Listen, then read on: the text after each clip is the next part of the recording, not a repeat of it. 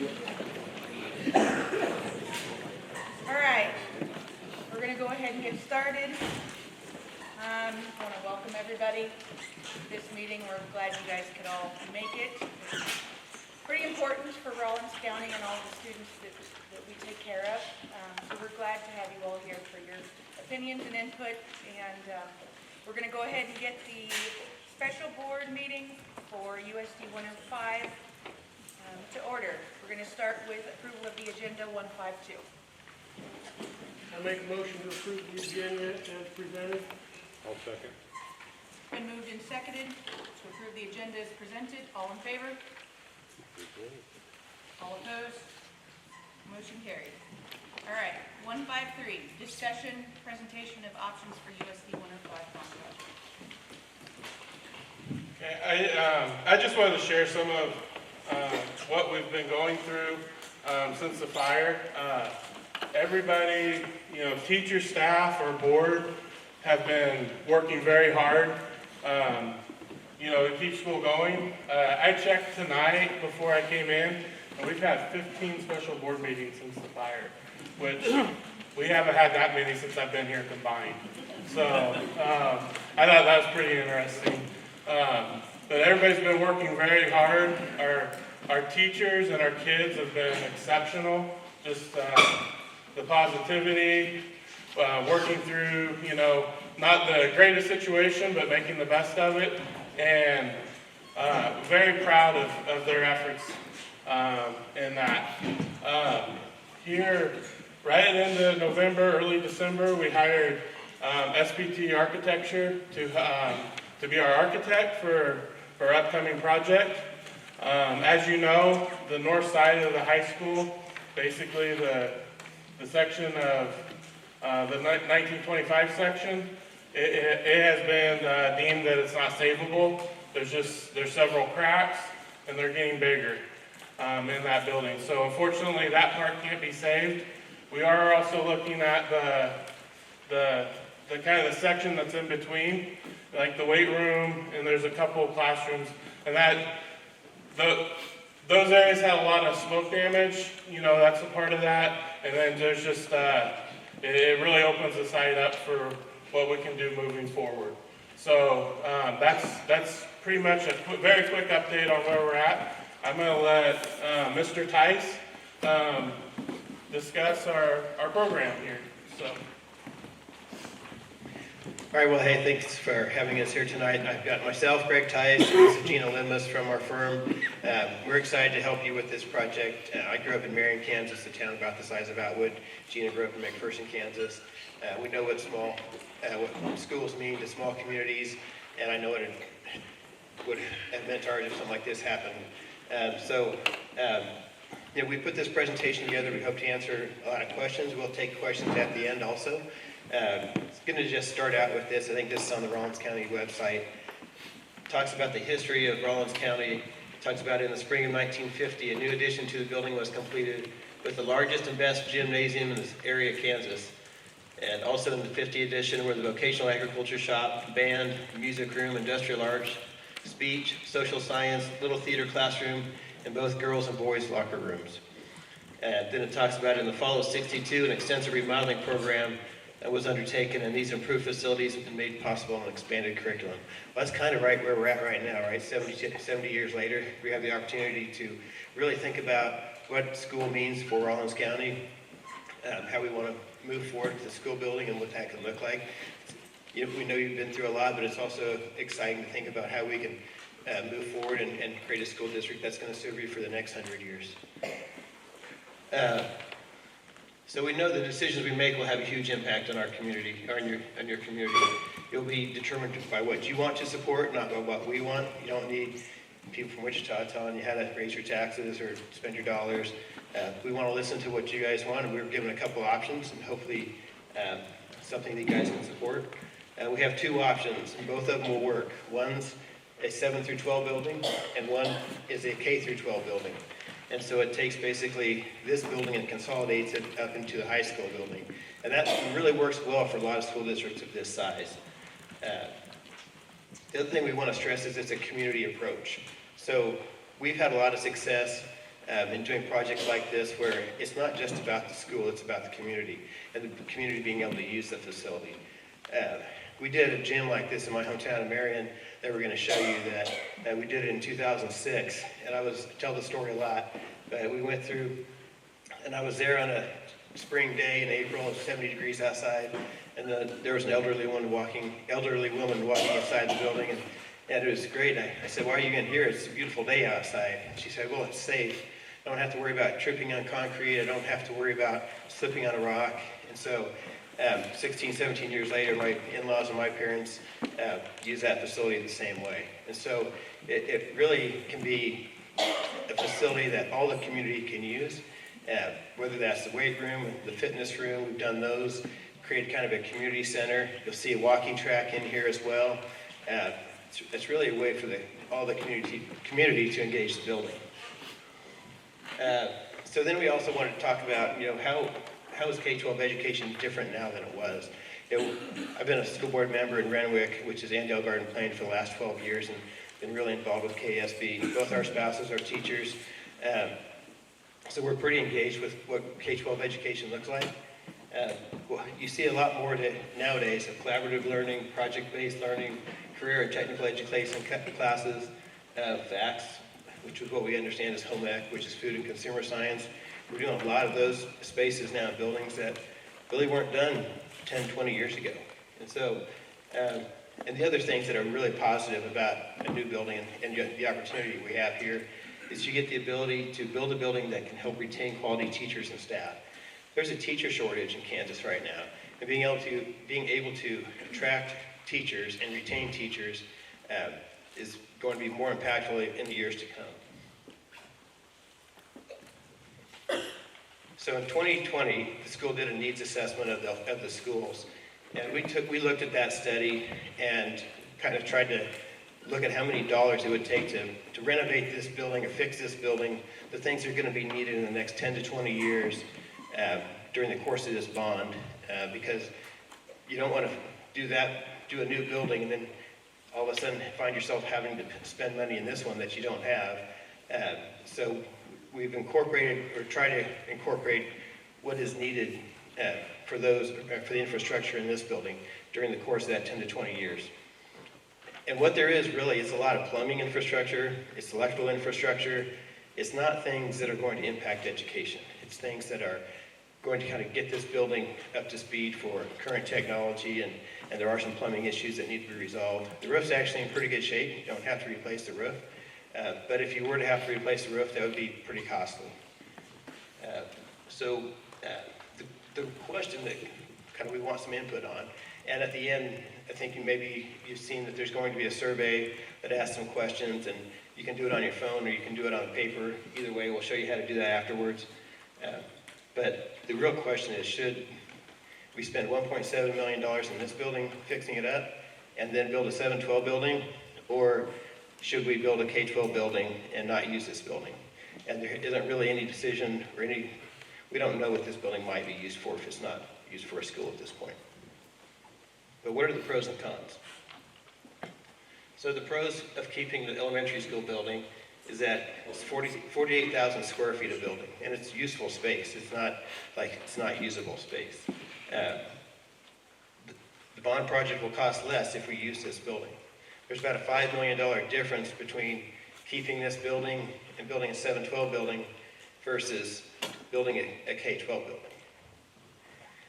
So there are definite advantages to keeping this. But the cons are, we can reduce the overall square footage of buildings that the school has to maintain by 30,000 square feet. That means they don't have to operate it, and they don't have to maintain it, they don't have to heat and cool it, and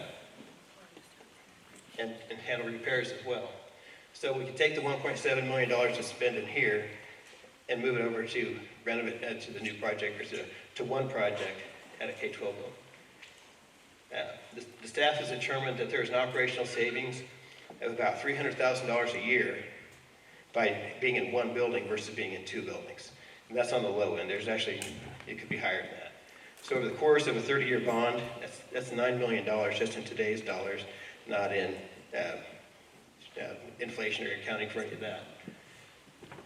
So And also, it will cost about, to build the option 2, I said there's a $5 million difference. If you were to consolidate in the future, it'd be another $2 million more than that, because there's some efficiencies that we can create by doing it at the same time. So here's the floor plans that we've come up with. This is the floor plan of option 1. It has, the yellow area is the area that's existing, that's going to be saved. It's the gym. This is the gym right here that's existing. And this is the commons area that has the band of music. So what we propose with this is that we keep this band of music area. Over in this area, we put a new cafeteria and kitchen next to the gym. And then we would put a new entrance, and this is 5th and 6th grade classrooms right here. We'd have,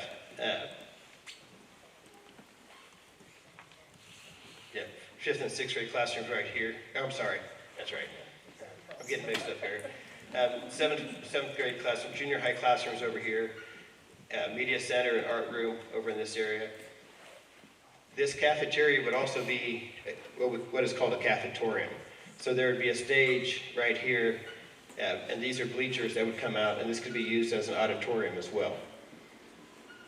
Then as you come into here, this is the walking track, and this is a top-loaded gym. And so what I mean by a top-loaded gym is you come in at ground level and you go down into a basement for the court. And the nice thing that you have going for you in this site is that there's a 10-foot grade difference from the main level down, and there used to be a basement there already. So instead of filling in that basement with dirt, we just use what was there as a basement as it's excavated, and then we create a bottom level that can walk out onto the track area as well. This gym is seats 1,100 seats. It has enough capacity for 2 volleyball courts, two gyms going cross court, and 3 to 4 wrestling mats. On the second level, we would have the high school area. We'd also have the junior high science, and so they'd have high school and science combined, and next to each other, not combined. We have a fax room, and then the high school classrooms, and then a high school commons. And this area looks down into the cafetorium. So basically you have a balcony seating for the cafetorium, auditorium seating as well. And then this space here is existing as part of the gym that we'd connect to. So on the basement of the track, the basement area is at the lower level. This is bleacher seating on both sides. We've shown it retracted here so you can see how the wrestling mats would fit in there. And all of it would retract at once. It wouldn't be partially retracted, just trying to show you how the space can work. We have a wrestling room, and we have 2 locker rooms here that would go right out onto the football field area.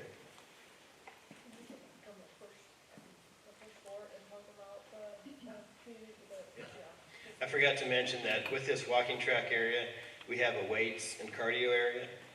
We've done this a lot where we make this like a community center where people can have access to it, the community can have access to it for walking, but they also have access to the weight room, the fitness area, so it's basically a fitness facility for the community as well.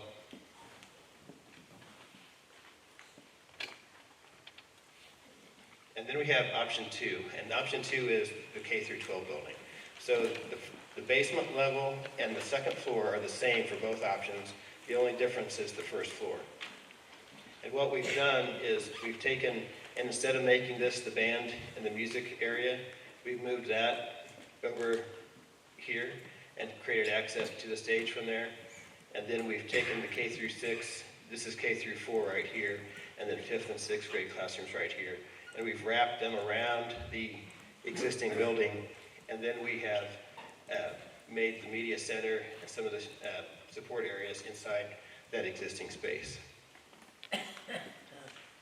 We've also, we didn't quite have enough room with these 5th and 6th grades coming up over here to accommodate everything, so we did have an extension for the art room onto the side as well, which honestly works really great. It's on the north side. You get natural light, you get a patio space that they that they wanted for outdoor art activities. Could be a really functional area for them.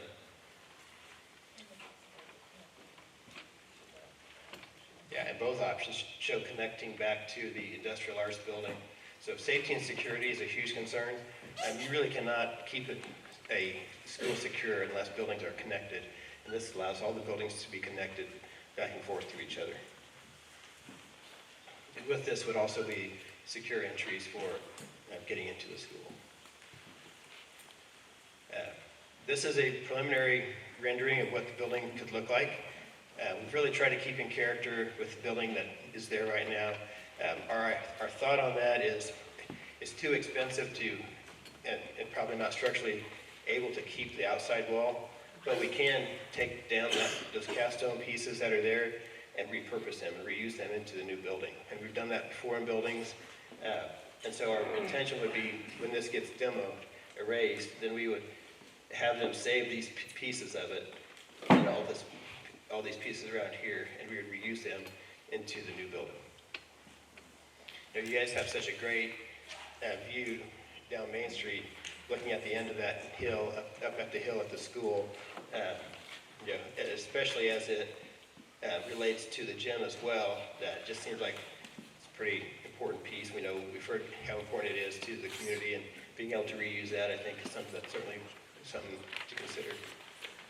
Okay. This is conceptually what the back could look like. So football field and track right here.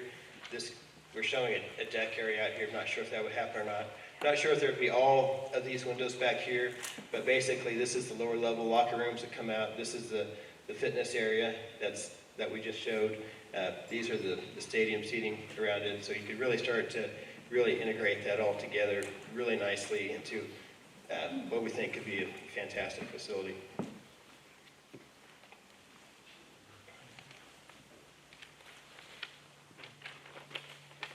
And this is a rendering or a photo of what the interior of the gym could look like. This is actually a gym we did in Remington, Kansas, which is a similar size school, maybe a little bigger. But this is a gym that we built in 2019 in Remington.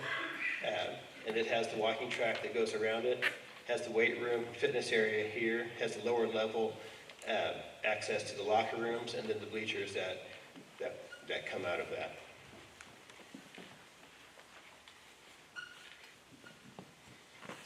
And this slide shows the efficiency that you can get by combining both combining the building into a K-12 building. So the red area shows all the areas that are shared between K through 6 and the 7th through 12th grades. So it represents 28,000 square feet of space that can be shared, which is why we said, there's 48,000 square feet in this building.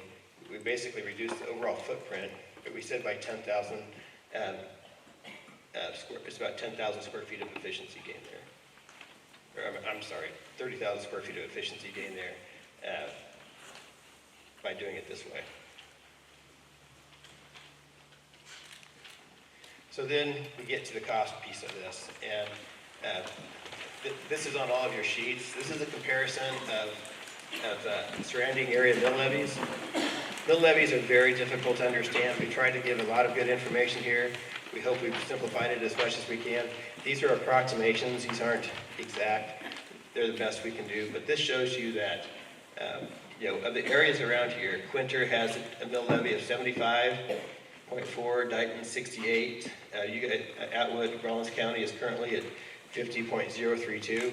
So this kind of puts it in perspective of what an increase might look like compared to everybody else. We do see that, and then it also shows you, it also shows you when the last completed a bond issue. So Quinter's was in 23, there's the 75 mills, and you guys, with the information we have, is 65, and it's the last time that one was done here. I've seen 62, 65 is somewhere around that time frame. So we have several options for you to consider. Not everything here has been figured out yet. There's a lot of discussions going on right now with the city and the county regarding a sales tax. And one of the questions, several of the questions on the survey are built around kind of what would you want to support, whether it's the sales tax option or no sales tax. We're trying to get some idea of the support around incorporating a sales tax, whether it be a city or county or both, and show you what the cost impact is for that. Without a sales tax, this first option shows without a sales tax. The total cost for option 1 is $31.8 million, and for option 2 is $36.6 million. And so the school district received $8.5 million in insurance reimbursement. So the overall cost of the bond would be $23,300,000 or $28,100,000. That would be the total property tax. This area down here that's on your paper shows you what that would mean for a $100,000 house, a $100,000 commercial property, and also one agricultural property. One thing to understand about agricultural property is that agricultural property is taxed on productivity, so every piece of land is different, and so we can just create averages. You really need to look at your own tax statement and to understand this a little bit better, but this will give you an approximation of what the average in this area looks like. So for instance, for option 1, it would increase, it would be a mill increase of 25 mills for 75.032 mills for option 1. For a $100,000 house, that would be $24 a month. For a commercial property, on a $100,000 commercial property, it would be $51 per month. We use per month on commercial and residential property because we figure that's how people use their budgets. On the agricultural property, we show it on an annual basis. And so agricultural property annually would be an increase on dry crop land of about $1.38 an acre, irrigated land of $3.75 an acre, and grassland of 0.25 cents per acre. So if you look at option 2, basically that would be a mill increase of 31 mills for a total of 81, which would be $31 per month on a $100,000 house, $63 per month on a $100,000 commercial property, $1.74 on dry cropland, $4.65 on irrigated land, and 31 cents on grassland. So you can see that 81 mills, that's going to be pretty high up there. That's higher than the surrounding area. And is that really where you want to be? It's, we are currently working with Heston School District, and we were working on, we started out on a project with them. It was about a $20 million project, and their steering committee, their facility, their community really looked at that and said, if we spend $20 million, we're going to fix our buildings, but we're not going to have impact of education at all. And so they really pushed us to come up with a solution that impacted their education. They pushed their mill increase, it pushed it to a $33 million project, which was a lot, but we did pass that bond issue, and it was community driven, which is what we want you guys to understand, that we need to understand what you'll support, not what we don't want to come here and try and impose something on you. And so really to understand the impact of all this is what we're trying to give you some information on tonight. So then we looked at a 1 cent city sales tax option. This would just be for the city of Atwood. And it reduces that 25 mills down to 19.75 mills, and for a total of, go the wrong way here. It reduces that, I'll just use the mill numbers. It reduces that 75 mills for option 1 down to 70 mills, and it reduces that 81 mills for option 2 down to 75 mills.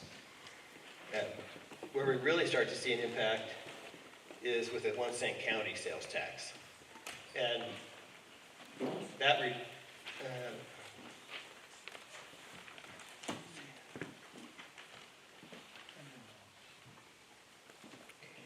this is the wrong slide. That's not right. Can I have one of those pieces of paper?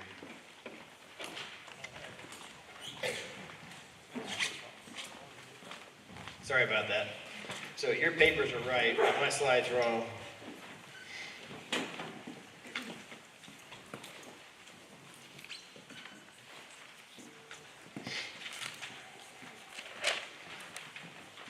print one thing? Yeah, that's what I need. Thanks. So, let me go back to the 1 cent city sales tax. It reduces it from 75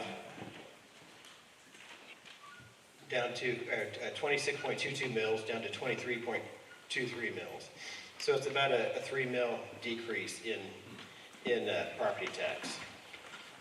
And then for a county sales tax, it reduces it down to a mill increase of 18 mils instead of the original 26 mils. So that's a mill increase of 68 mils instead of the 75 and 72 mils instead of the 81. So you can really see how some sales tax really provides some relief to the property tax side of things. And then if you combine the 1 cent city sales tax and the 1 cent county sales tax, you would go even further down, all the way down to 15.4 mils, 65 total, and 68 total for option 2. So that's getting back in the range of what's more normal for not only school districts in your area, but school districts around the state.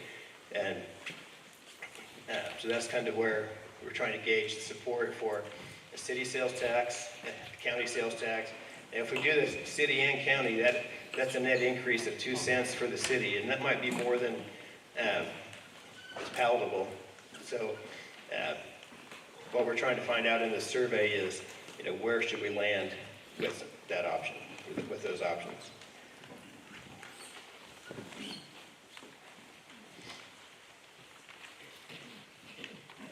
And then the bond schedule.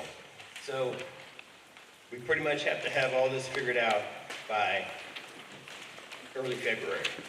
And so what we're looking at is a May 7th or May 16th, somewhere in early May bond vote.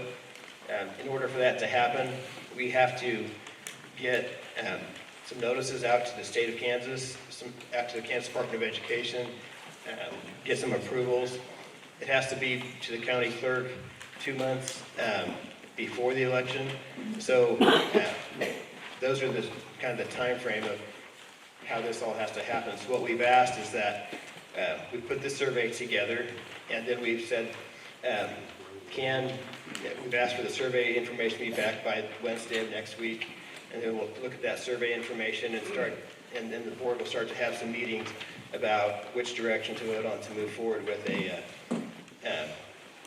bond vote.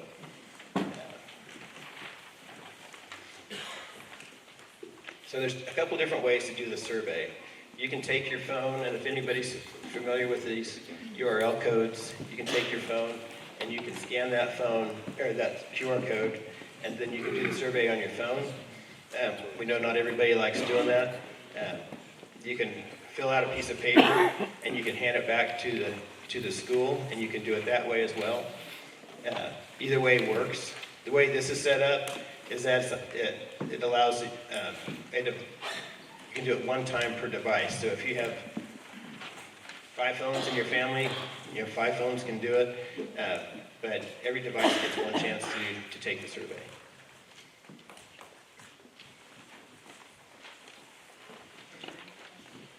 Sure. Okay, all right. Because I know everybody's got some questions. We're going to try and do this as orderly as possible. Try and keep opinions onto your surveys. If you have a question, raise your hand, and if your voice is loud enough, you can just stand and say it. If not, I'll get a microphone for you.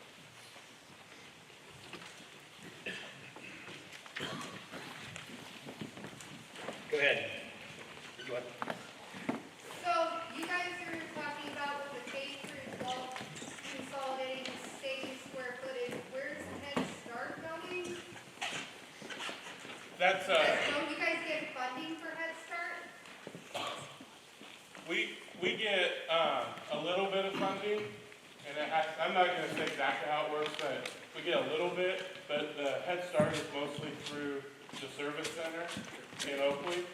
They're the ones who get the main funding from that piece. There is a room on the K-12, right, where he's pointing for like a pre-K Head Start. So, then where's their playground Yeah. and the parking? So one of the challenges we have right now is we're waiting on a survey and to get done. And we know there's there's a lot of grade around that area. We do have some thoughts on where a playground could go. I mean, right now we're showing one area right here, but we really need a survey before we can locate some of those things. We do have money allocated in the budget for playgrounds, and so I can see it partially being attached to the building for an area like Head Start. I can see it being a little bit away from the building, but still secure for some of the other ages. With the playground in its location presented there, what is the square footage reduction from what we have now? Don't have that off the top of my head. You have a couple pretty big areas right now for playgrounds. This would be sufficient for your kindergarten and Head Start areas, but this would not be sufficient for the rest of your elementary school area. We would need to provide a spot. There's this drive right here. We thought we could gate that and then put a playground over off to the side here, but we know there's a lot of grade issues that we need to figure out there as well. That's why I really need that survey to really locate it. And parking? So parking is, there's a lot of area that it was created where the portables are right now that could have access over here for school activities. Coming to the school, there is a lot of parking available on the street. That is something we need to work through as well.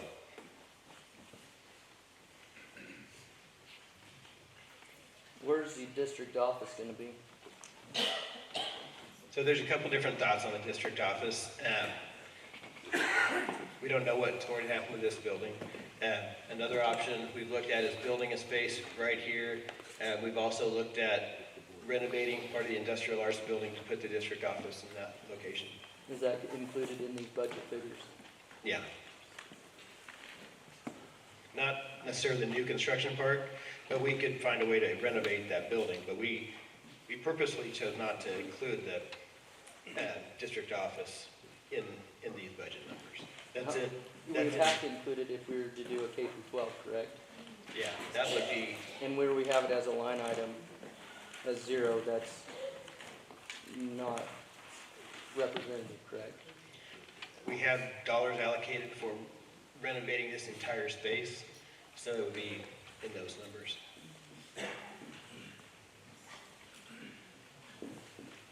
Sure. Where you have the elementary add-ons to the south, I was part of doing the groundwork for the band room and everything. There was a groundwater issue, Okay. a lot of groundwater issue coming down from there. I don't know if that's been taken into account when you're gonna add on to the south. Groundwater, we don't have any information on how deep that groundwater could be. I mean, there is, But did the foundation, we dug down to pack the dirt back up, there was groundwater coming in. okay, good enough. There is a lot of ability to take care of that with the grade. We'd have to look into that for sure.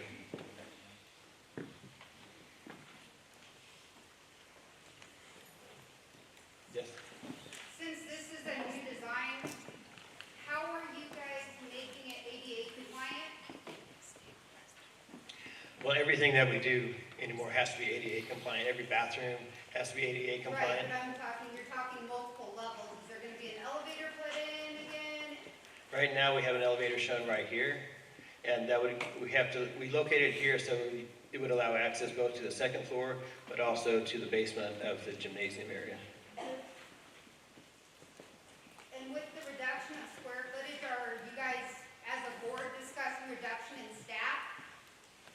If it's all in one building together? I mean, we're not talking about reducing classrooms or anything like that, so I don't think there'd be any reduction in staff necessarily. Right now, what we've tried to accommodate is a one-for-one replacement of what we have. So they get less space, but you expect them to have the same number of people?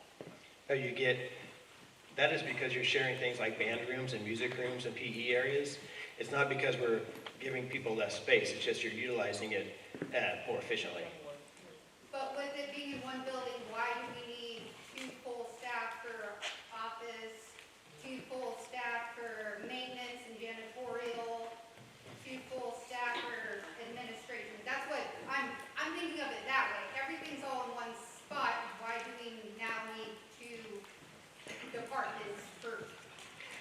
There might be some minor efficiencies you can see. I mean, certainly you don't have to maintain that 30,000 square feet, so it'd be a lot easier to have janitors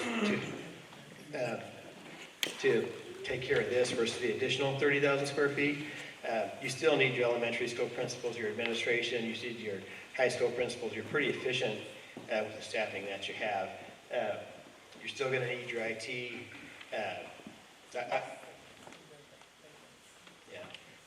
And as Gina pointed out, there's a lot of savings in maintenance and operational costs, just not heating and cooling that much extra square footage.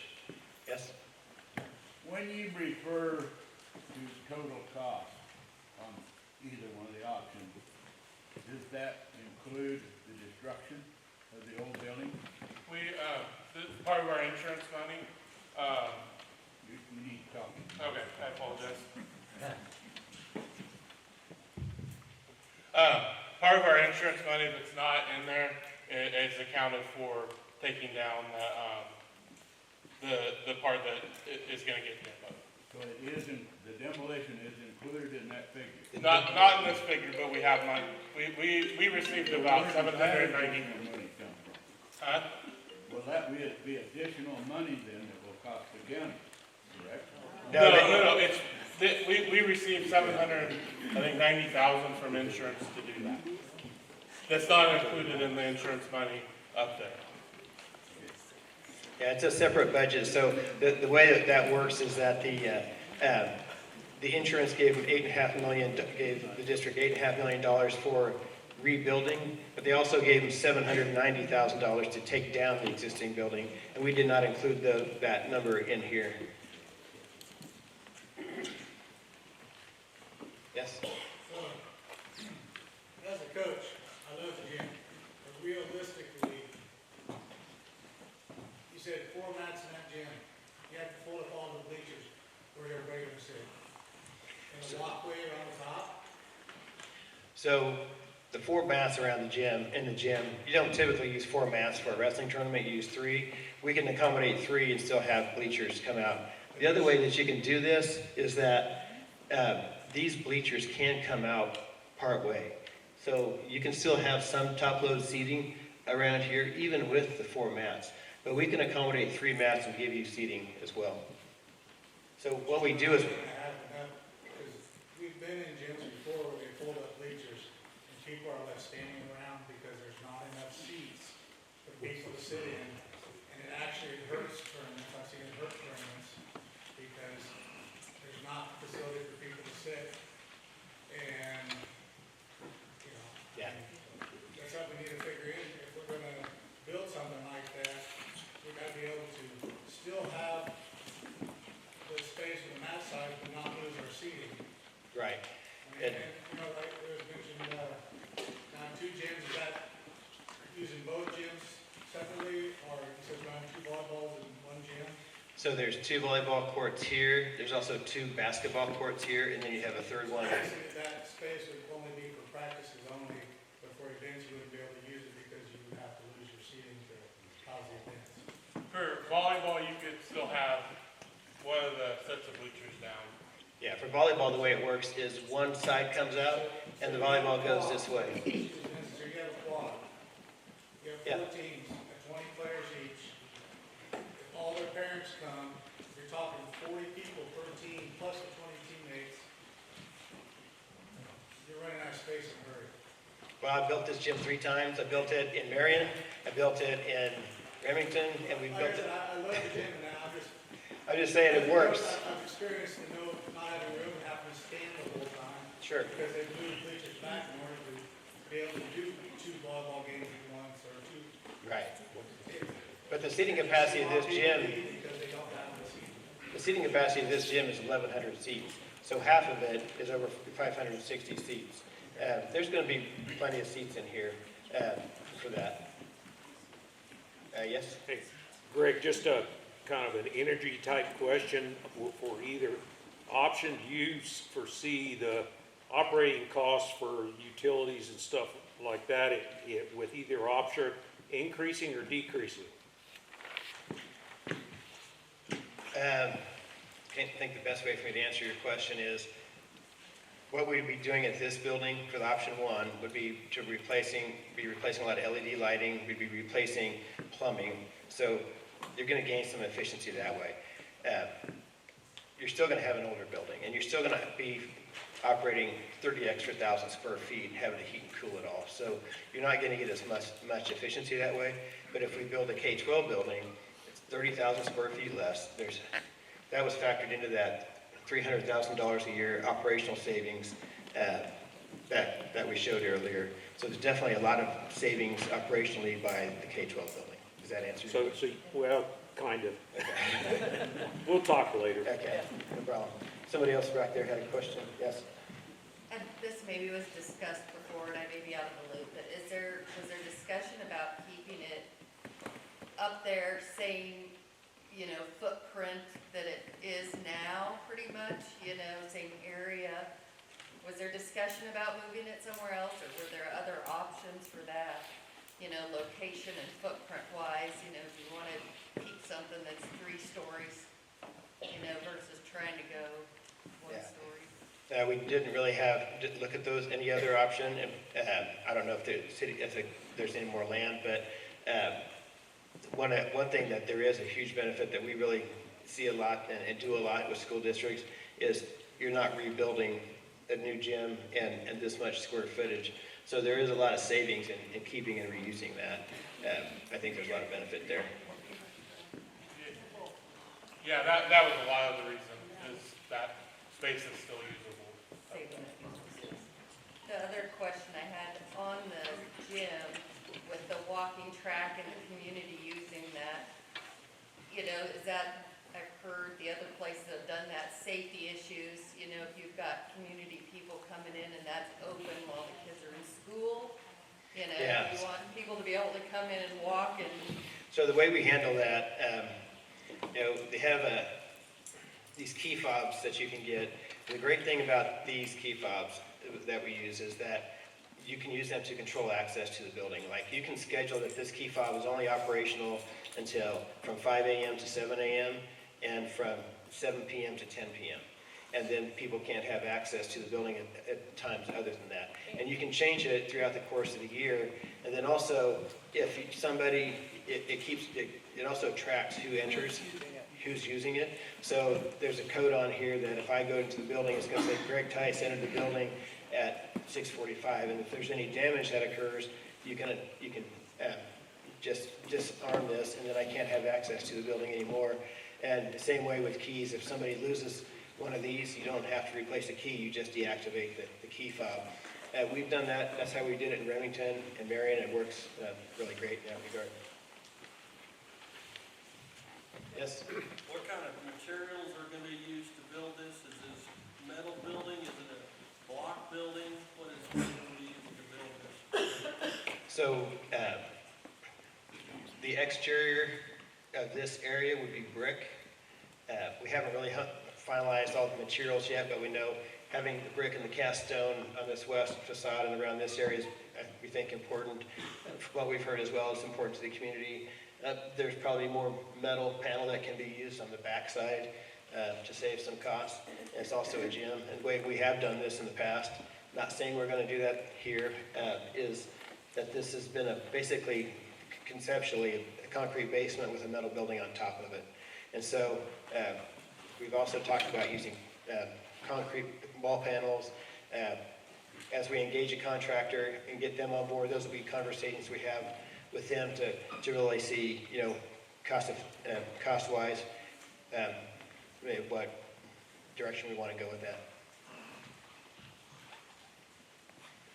Yes?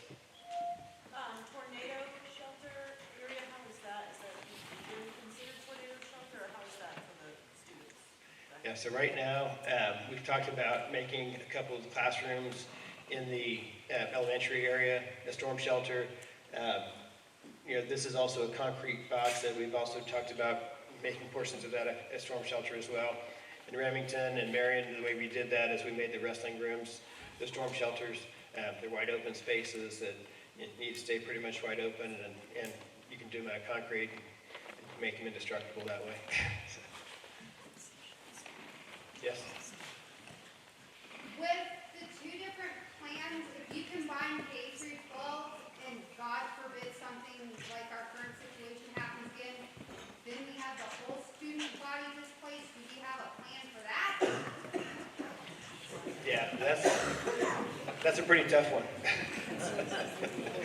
The best way I think we could do that is announce prevention and create secure facilities and facilities that, you know, can't be entered in. I mean, obviously, anybody can always break a window and get into a building, but there's certain things we can't control.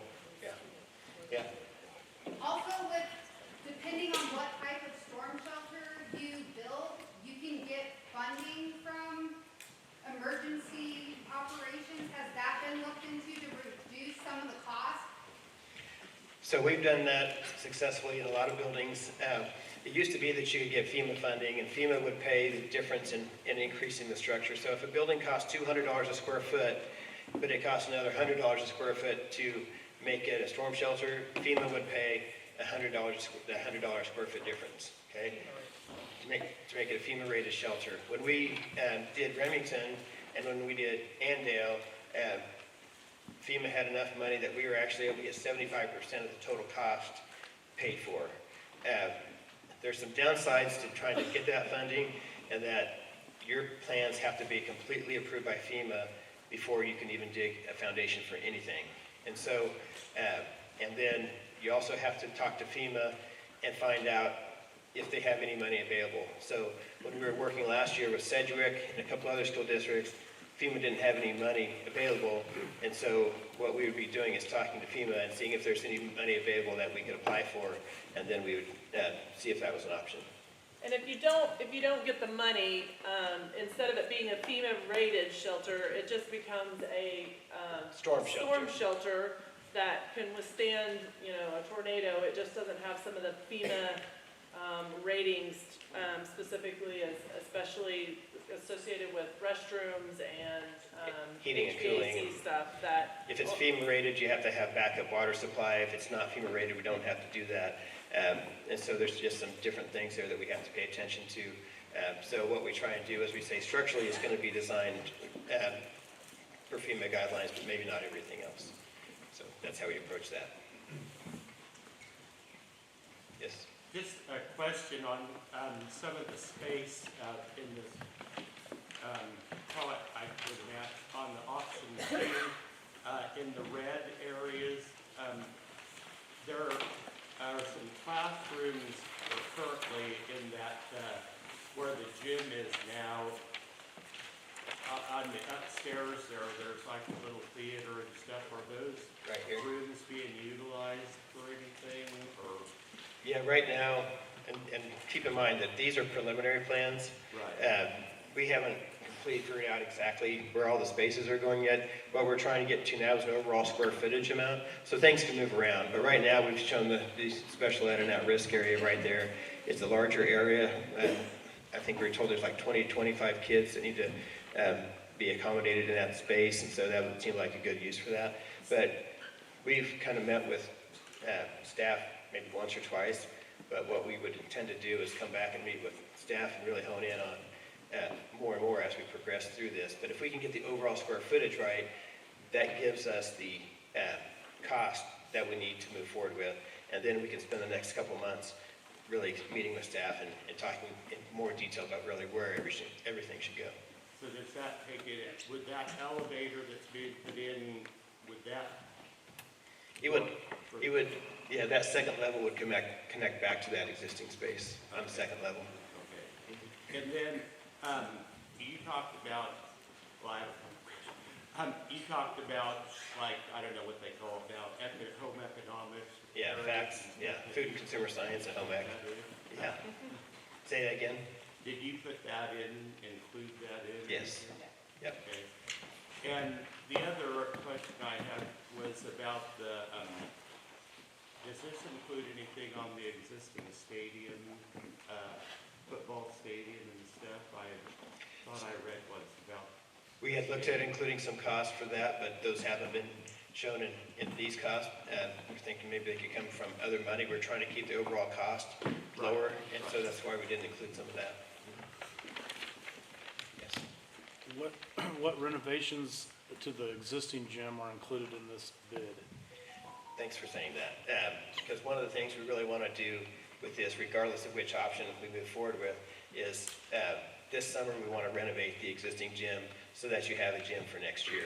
And we think we can we can get our construction manager on board and do a few things like the existing gym so that you will have a gym come August to use for the community. The things that are included are things like putting a new roof on that building and some minor improvements. I know there's cloth electrical wiring in that space that needs to be replaced, so I know Eric thought that when he heard about the fire that is what it actually had cost it, but we know there's some issues there that have to be taken care of. It's more HVAC and electrical, and then roof.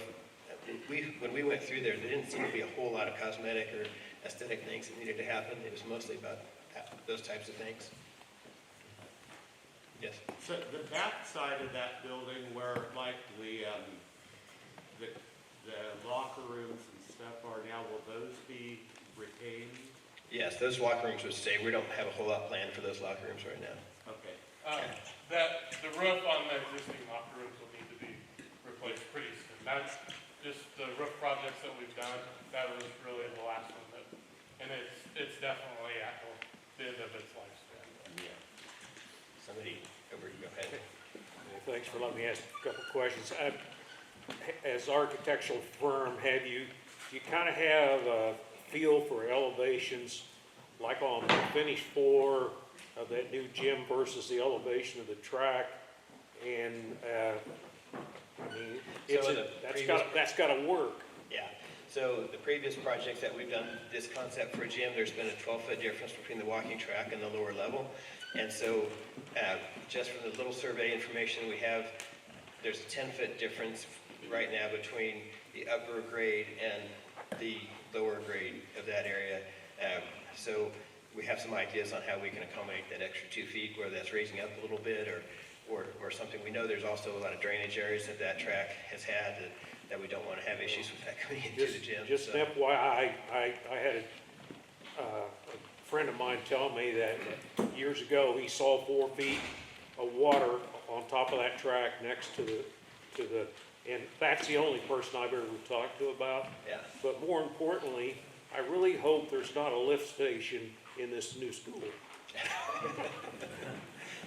So, and with that survey comes the utility information that we really need. There was a question in the back. Yeah? So when all of this happened, so many communities came together and so many people supported us through that. I mean, so many donations. How is that money going to be used and what is it going to be allotted for? Because I know that we saw in the paper that there was money raised, so how is that money going to be dispersed into it? We haven't allotted that money yet. Honestly, don't quite know. Like, I know some people were asking us, can we donate to a specific part of the building?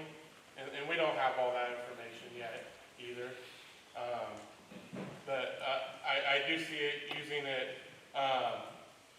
for whether that's some furniture. What it is. It's about $200,000 is what I saw in the paper as well. And I don't know that it'd make a huge dent, like putting it towards the construction of the building, but some of those other things, like furniture and things like that, it can make a big impact for us. And I know you mentioned it previously in one of our meetings that some of those funds people had asked that they go to the teachers and staff, and that might be some place that they go as well. Mm-hmm. Yeah. I have one other question. Is there plenty of room allotted for storage? I mean, it seems like right here, right now, of course, we're down a building, but the storage areas here are pretty built up. One of the nice things about this concept is you get all the storage space underneath the walking track for storage on that basement area at least, and probably mainly for athletics. You don't want to be taking stuff up and down into the basement all the time, but it does free up some space in other areas when you move that athletic equipment into that area for storage space. Yes? Is this geared for our current enrollment? I mean, if we're fortunate enough that our enrollment increases 10 or 15% over a few years, is there room for more students, or should we look at the small facilities that way? You might be able to answer that a little bit better than me as it pertains to class sizes. I don't know. Our class sizes, and Lacey and Jeff, correct me if I'm wrong, we have about 30 to 35 kids, and some are a little lower than that. And most of our grade levels, we have 2. So that, 16 to 17, 18 kids in most of our like elementary classes. A typical, when you go to bigger schools, a typical class size is up to 24 or 25. So we do have some built in just with the way we operate. If we go beyond there, that's where it get harder. If we have to go like the 3 grade levels per class, I don't know that we have a lot of extra room in there. Yeah, we don't necessarily have room for extra sections, extra class sections, but we have capacity, I think, in the classroom to add students for class size, without really getting out of the normal class size that you would What I'm typically see. saying is, if we're fortunate enough to someday, our classes end up 50 kids in the class, will this school accommodate it? That one we'd have to get back with you on. I'd really have to study what the class sizes are now and see how much. I can say that the class sizes that we've given on a square foot basis, we've also used for school districts that are a little bit larger. And so I think we have some capacity there, but I don't want to tell you something that's not accurate. So, what we'll be doing is we will be getting questions, and then what we like to do is there's a website that the school has. It's going to have all this information on it. It's going to have this PowerPoint on it for this presentation. It's going to have all the mill levy information. That is the place that you can go to. But as the course of this project moves along over the next few months, there's also going to be a section called Frequently Asked Questions. And that is where if we can't answer a question for you right now, we'll find the answer and we'll make sure that at least gets put on there. So I'd encourage you to look at that as well. What are the class sizes you have planned for square feet versus what we have now? Well, you have pretty good sized classrooms in your elementary school right now, so I think we're trying to keep them the same size. I think we had, the ones that we have in the high school are basically the same size as what is in your portable classrooms, which we understand are bigger than what you used to have. And I don't have any floor plans on what was there, so I can't compare it to what that was, but I understand that the portables are pretty good size compared to what you had. Yes? This fire insurance money, can any of this be used towards building projects, or where The fire insurance money? Yes. So yeah, so on that sheet that's out there, that the $8.5 million that's on there, that's the fire insurance money. That's where that came from. Yeah. Yes. So you say 36, just option do 36 million. Have you got bids on this? Or where'd you get this? So the way we do this is that this is how we typically work with all school districts. We have a lot of data and information from all the school projects that we've worked with in the past, and that's what we use to come up with the numbers for this. We're pretty accurate on what we have, and we can't have all the plans and have them bid until we get all the drawings done. The next step is really to hire a construction manager. In that process, actually it's going to happen tomorrow. We're going to interview 3 construction manager companies, and then we'll get them on board. And then before we get everything sent and figured out as the final dollar amount, we'll have them validate our numbers so that we have our information and we have their information, and we use it collectively to make sure we're all on the same page. And will the subcontractors be held to their bids, not cost overruns? Like to say if the price of bricks increased? Yeah, so the way that works is in the state of Kansas, we have a process called construction manager at risk. And so the construction manager is hired to basically manage the construction of the project, and they're at risk for 2 things. They're at risk for, they're basically at risk for the overall dollar amount of the project. And so we have to develop a scope of work, a square footage and all this information here. We develop a scope of work that they put a number to and they bid out, and they have to guarantee that it's going to come in under that price. And they're the ones responsible for holding their subcontractors accountable for that. So once it gets bid though, once they agree to that guaranteed maximum price, unless we add a classroom or something, it can't go above that. Depending on construction style, it was mentioned that maybe utilizing tin to lower the cost. What is the sacrifice on longevity by going with a cheaper option? Is there a ratio that's there? I don't really have a ratio that I can tell you. You know, there's a lot of buildings out there that have metal panel on them that have been around for a long time and in good shape. It depends kind of on what type of metal panel you use. Finishes that are there are better and better all the time. I can tell you the projects that we did 20 years ago in schools, like in Marion, when we did that in 2006, it looks exactly like it did in 2006. And so I don't have any problem using those type of materials in a way that's going to be, that I won't, if we put a material on there, I'm going to have confidence that it's going to be around for a while. The things that we avoid when it comes to things like metal building, we make sure that there's no exposed fasteners, because exposed fasteners lead to leaks. And so no exposed fasteners on the roofs, no exposed fasteners on the walls. They're more of an interlocking type of system. You can still use a quality material with a metal panel. You just have to avoid, choosing metal panels that's not going to last a long time. And I think that's the best way I can answer that question. There's a question in the back. Yeah? What's your projected lifetime of the building? Yeah, so we get warranties on products, and warranties don't last forever. But as far as lifetime of the projects, I could definitely see these being 50-year buildings, 100-year buildings. It really depends how they're maintained. And so, a roof, for instance, has you can get a 20-year warranty on a roof. It's about as good as you're going to get on a basically flat roof. And these aren't flat; they're called low-sloped roofs. And so, maintenance has a lot to do with how long the building is going to last. But there's no reason to think these aren't going to be around for a long time. Yeah. I have a question on the space for the elementary side. I'm kind of agreeing, when we looked at the elementary school before, it looked like they were running out of space. So you're just going to go two classrooms per grade? Is that what I'm looking at? Yeah, that's what we have shown now, and that, I don't know how best to answer that, if you guys are running out of space here or not. And there's some extra rooms. There are for, some. like conference rooms and sped rooms and different things that are like a pull-out. Yeah. And that's for the high school side and the elementary side. There's actual Rooms. plans Yeah. for extra small spaces. Like One of the Lacey, one of the differences we've done is in this, is that there are extra spaces, and it goes back to more of the independent learning, collaborative learning, so that you can have breakout rooms for, maybe you need a para that needs to take a kid out to give it a little bit more individualized attention. Well, you have space for that now. But what we have done is, we really believe that every classroom should have natural light.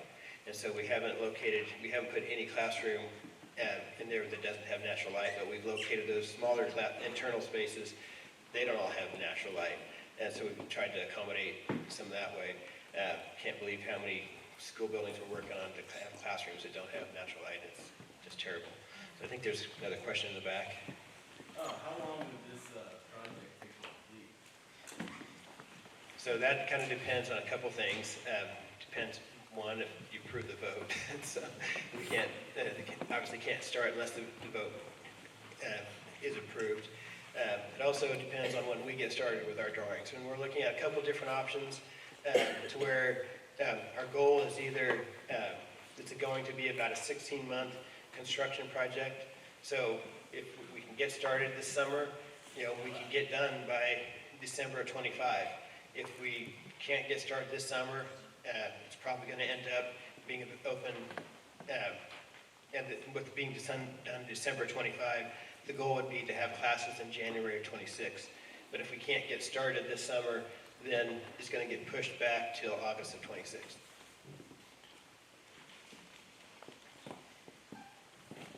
Yes? Oh, sorry. Go ahead. How are the surveys being processed? Is it is the school taking on extra responsibilities by processing those? Because I know you guys are super busy right now with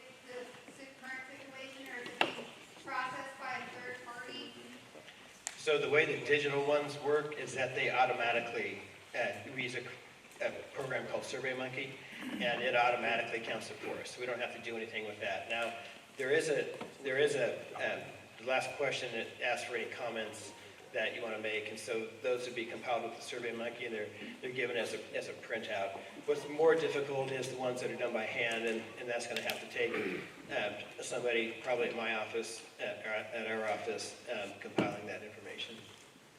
With the paper ones that will be turned in, is there any regulation on somebody turning in 50 of them?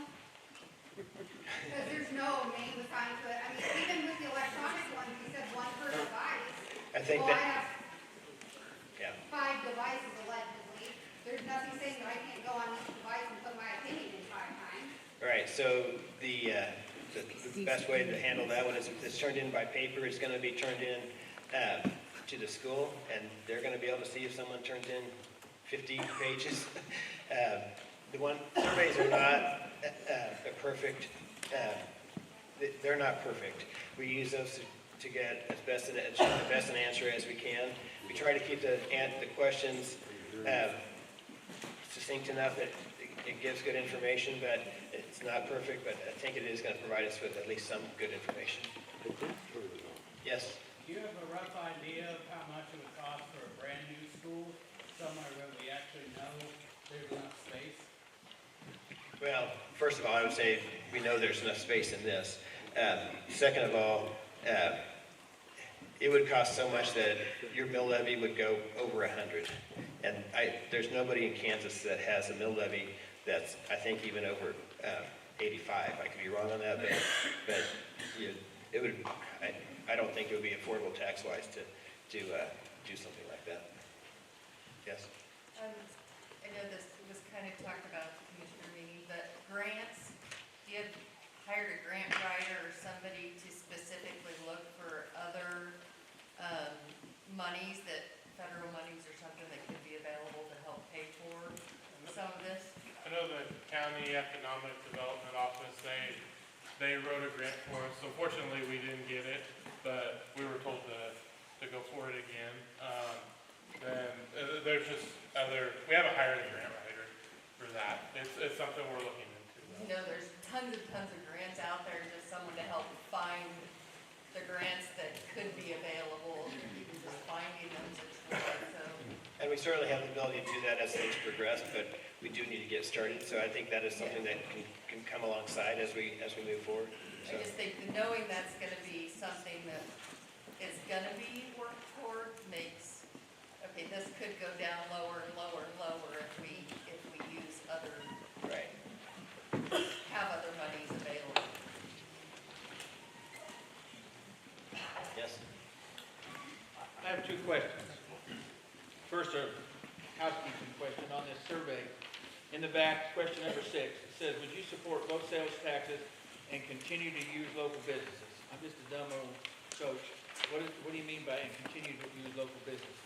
Well, I think the concern there was that if local taxes get too high, local sales tax gets too high, people won't support local businesses, they'll go somewhere else to buy their food, their services.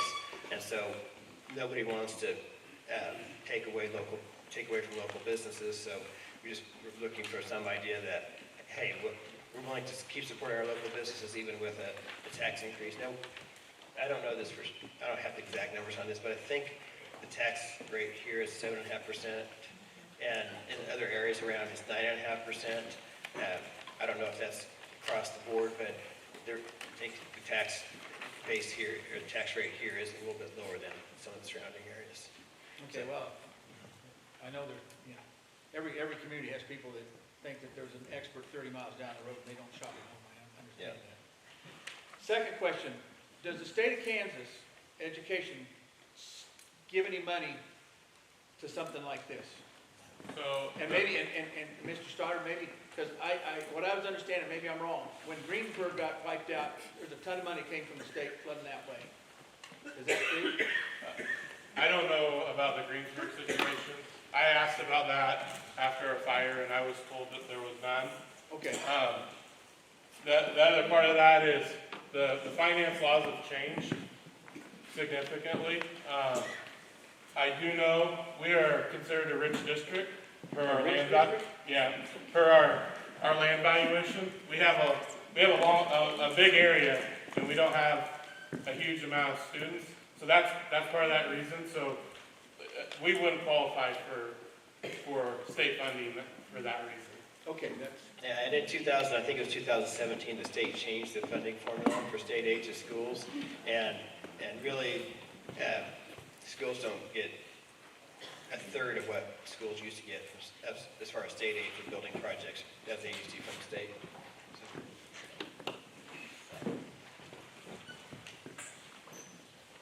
Go ahead. I just want to say thank you to you and your company and our school board, the amount of hours that you have put into this, the amount of meetings that you have had to go to and give up family time in that. I appreciate it. I don't have anybody but grandson in school here, but I want you to know how much I appreciate all the effort and time you have put in for this project. I don't know if anybody...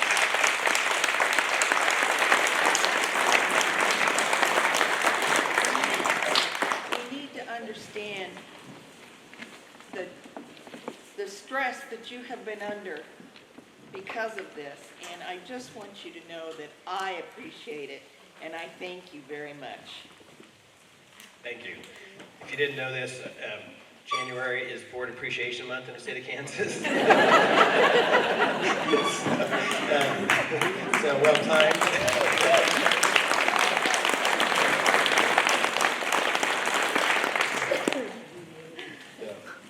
Yeah, I think there's some other hands that were raised. Go ahead.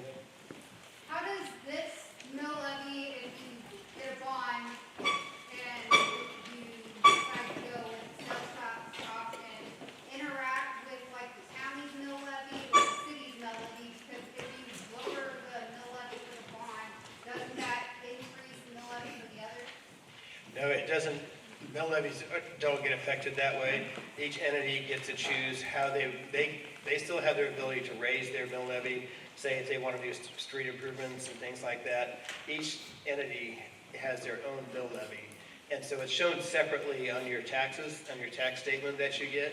And so the raise of the mill levy for the school district does not cause a raise of the mill levy of the other entities, but they do have the ability over the next 10 years to increase their mill levies, which would increase your taxes as well. That is something you always have to pay attention to for that matter, in that regard. Yes? So as far as getting grants and raising money, has any exploration been done into companies that work with schools? Any kind of business that provides school equipment, a lot of them give out funding to help the schools rebuild. Has any of that been ever looked into, the possibility of helping with funding other than grants? I think there's a lot of opportunity for that. Donated almost $1 million to schools that were damaged by, of course, it's natural disaster, hurricanes and stuff, not a fire. Okay. But have these companies been looked into to see if we can get funding from any of these companies? I think right now the school has been in crisis mode, just trying to get things going and reacting to the crisis kind of in front of them. And then we got on board about 5 weeks ago, so we haven't really had the opportunity to do that. But I do know that what you're talking about is accurate, that for instance, I know Lincoln Electric donates welding machines and things like that to schools, and that is something that in these next year, next month, we're going to have the opportunity to do some of those things. I have one more question on that. So this kind of goes with tax people and I'm more about that. So on this sales tax that you want to implement with 1 cent, how much does that actually renovate back? I mean, you don't have a lot of businesses in town, so how much do you predict that that's actually going to generate? So Piper Sandler is a company in Kansas City that handles all the financial information, and they use tax data that they get from the state. So a 1 cent sales tax would generate $2,750,000 over the course of the bond, is what their predictions are. The way they do that is they take the amount of sales tax generated this year, and they just use that same number for the next 30 years. And, but we all know inflation happens, things get more expensive, that sales tax number is going to increase. So what they typically see happen is that even though they use that same number, it grows and it allows the bond to be paid off earlier. Similarly, for the county, I think the number was 8.5 million, is that right?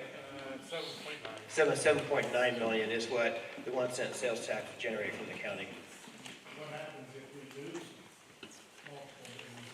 I mean, look at our businesses we have in town, they're all really susceptible to possibly the loss. I hate to think of it because it's making our town grow. But the possibility is there. We could lose Sure Point to John Deere somewhere. We could lose Beaver Valley. I mean, Right. I can't foresee that happening, but you never know. I mean, Yeah. so what's to secure that, to say if something like that happens?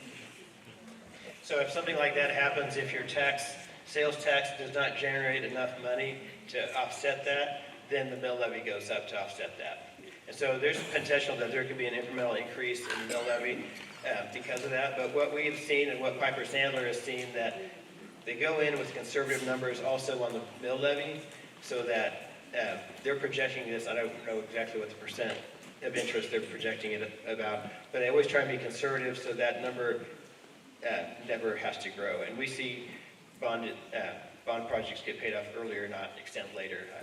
I don't know one that I've seen extend later. I've typically seen them all get paid off 5 or 10 months earlier. And I was dealing with we're working with a school district right now in Crest, Kansas, Colony, Kansas, down in the southeast, and they sold their bonds last week for 3.97%.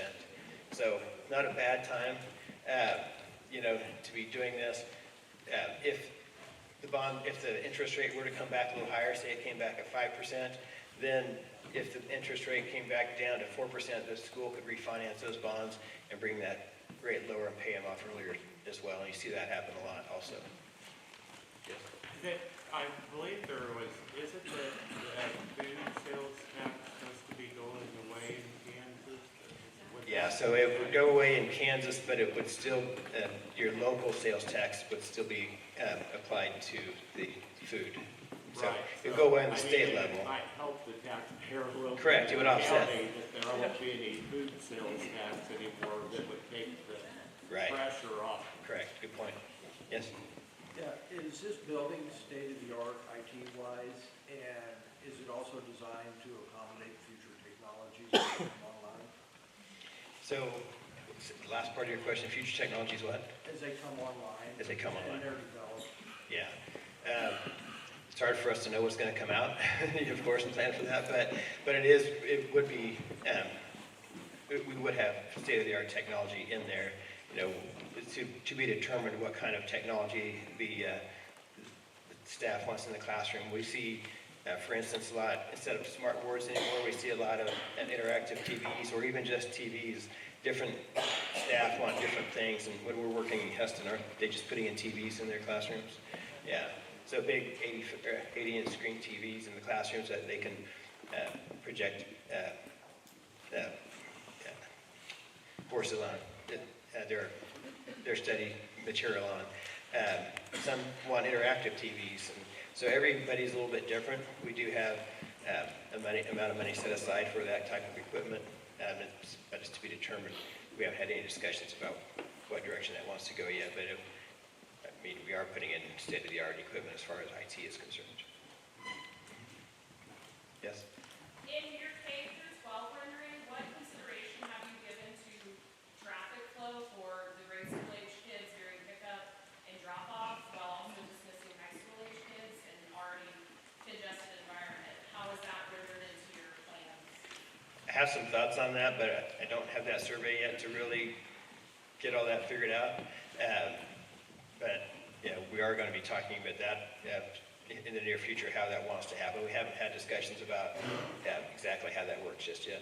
We've done some things with our situation this year too, where we've dismissed the elementary kids a little earlier to try to get everybody, all the elementary kids out before the high school. See, logistical things with, here you can get around on all 4 directions, there you can't, you're very limited, it seems like it could be very congested. So I was just asking if that had been taken mean, some thoughts I had, can you, and I'm not, like I said, we haven't completely studied this, but I think you could have the elementary go to the south and the high school go to the north, but, again, we haven't really got there yet. Yes? Okay, so, when we talked to you as a staff, we were mentioning that the concession stand, outdoor concession stand, so like looking at both the drawings, we're kind of removing the concession stands we normally use, because we're gonna, looks like maybe with the 7 through 12, we'd be making a band room and a music room. So is this still kind of the scenario, we don't have an outdoor concession stand option, you'd have to come into the school? Remember us talking, mentioning that concern? Well, So we have to build a new stadium? our plan is not to make everybody go into that commons area to go to the concession stand. Right, And so so we would have to figure that is a something out. detail we don't have exactly shown on the plans yet, but I think there could be some options to maybe have some access. I mean, it'd be nice if it was accessible at that grade level, and you didn't have to walk very far from the stands to be able to do that.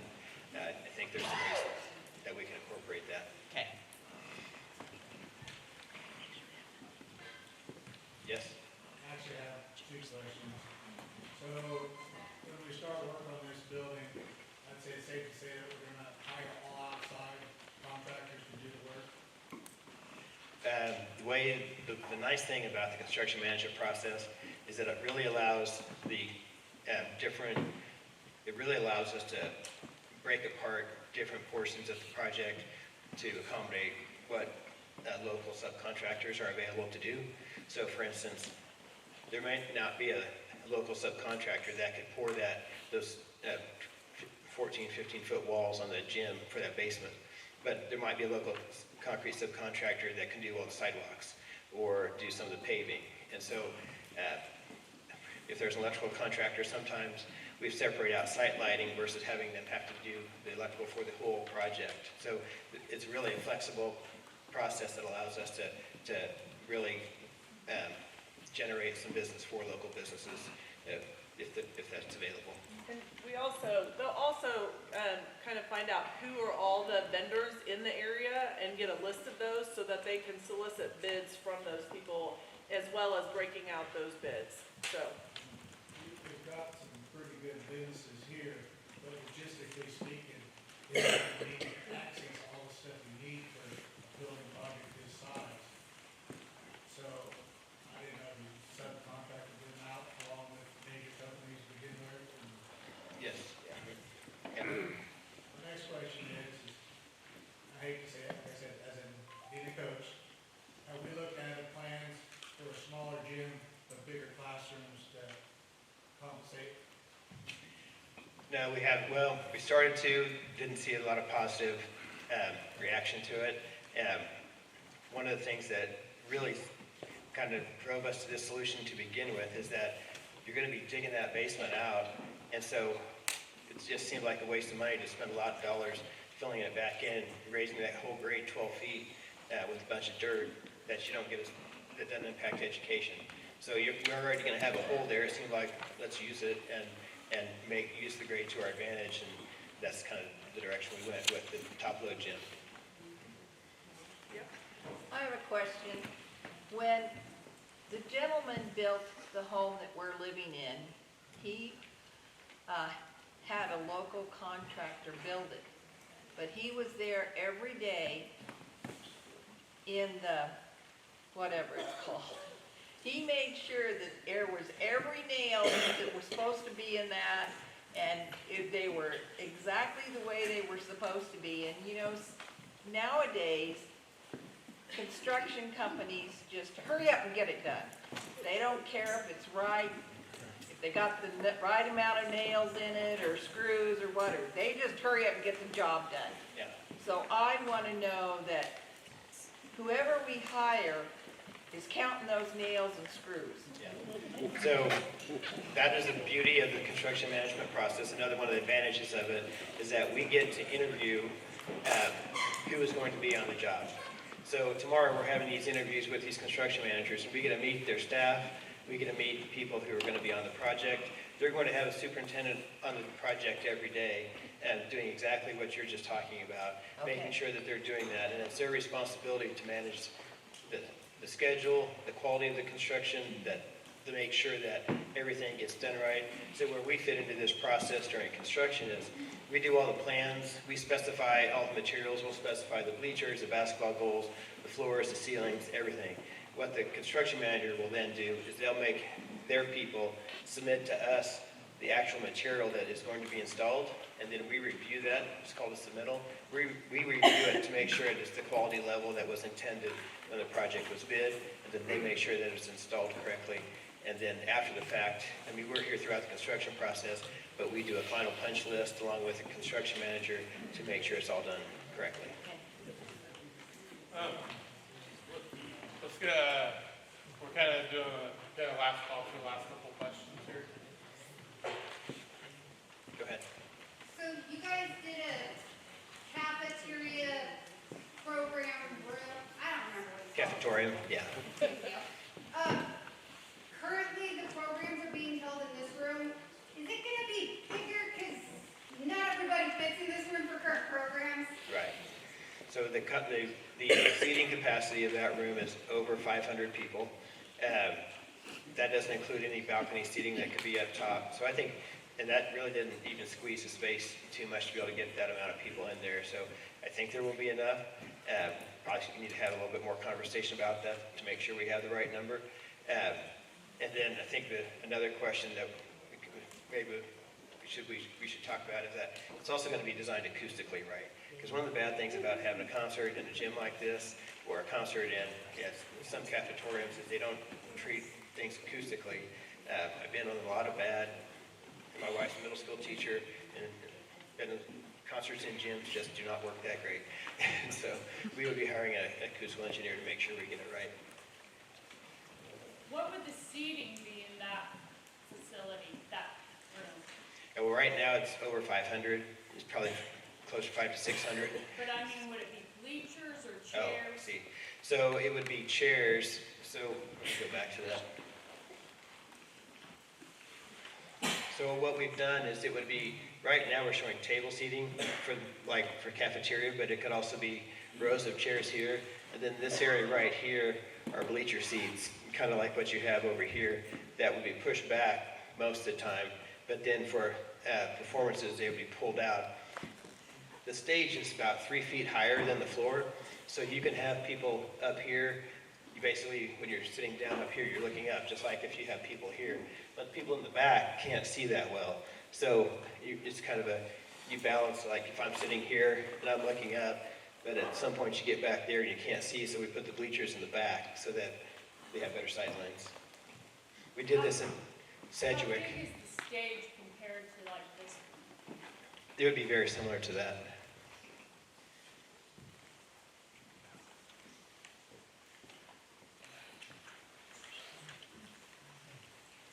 Well, I think we've had a lot of questions. They've been good. We still want to hear all your feedback. I don't know if you will stick around, and if you want to ask questions, feel free to come up. I don't know how much you want us to do at this point. I think we have adjournment as the last item. I definitely want to say thank you to everybody for coming out. We've had great questions tonight, and it's given us more to think about. Please, please, please fill out that survey. We want to do this right the first time, just with our situation. We want to present to the community what the community will support. And so we want that feedback, we need that feedback so that we can move this forward and build the building that the community, wants. And you guys are a big part of that. So very appreciative of everyone coming out tonight.